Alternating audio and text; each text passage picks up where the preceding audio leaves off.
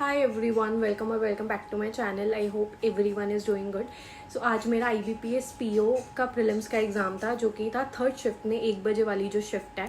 तो अब मैं अपना बताऊंगी मेरा पेपर कैसा गया, how much I attempted, paper का लेवल कैसा लगा मुझको। So let's talk about reasoning first. तो रीजनिंग का लेवल मुझे ईजी लगा। मुझे ये है कि अगर किसी ने अच्छा खासा प्रैक्टिस करी है रीजनिंग की, बहुत सारी वो पजल बना के गया है, प्रैक्टिस करके गया है, तो उसको ये रीजनिंग का जो सेक्शन है वो ईजी लगा होगा।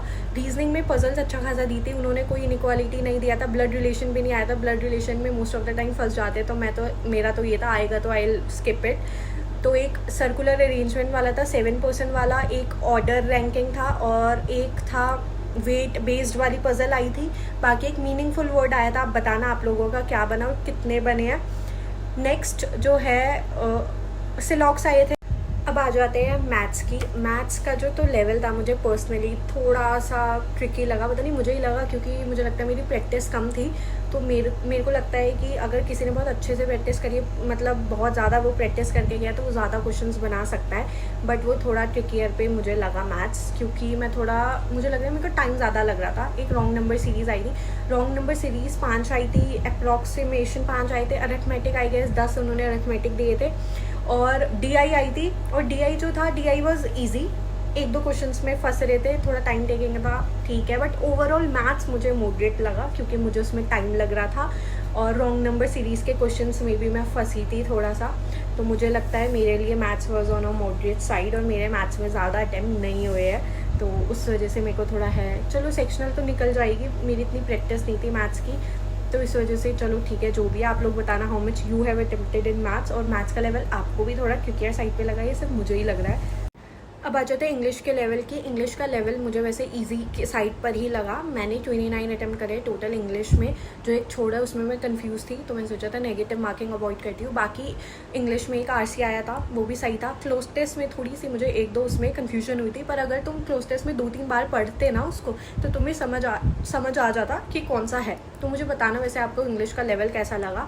और क्लोज टेस्ट था, वर्ड रीअरेंजमेंट भी आया था, वो भी सही था, और एरर स्पॉटिंग वाला भी आया था। एरर स्पॉटिंग में भी ईजिली पता लग रहा था क्या एरर है, बट अगर किसी को कन्फ्यूजन हो सकती है तो वो 1-2 बार पढ़ के क्लियर हो रहा था कि क्या है। तो मुझे लगता है इंग्लिश का लेवल वॉज वेरी डूएबल अगर तुम्हारी प्रैक्टिस है, ठीक है। तो ओवरऑल ये रहा है मेरे attempt. One more thing guys, अब सब मेंस का पढ़ना शुरू कर देगा। IBPS PO का प्रीलिम्स हो गया, तो अब रिजल्ट का वेट मत करना, ऑब्वियसली मेंस का पढ़ना शुरू कर देना है। तो मैं करंट अफेयर्स के लिए एक वेबसाइट बताती हूँ, अनमास्टर कर।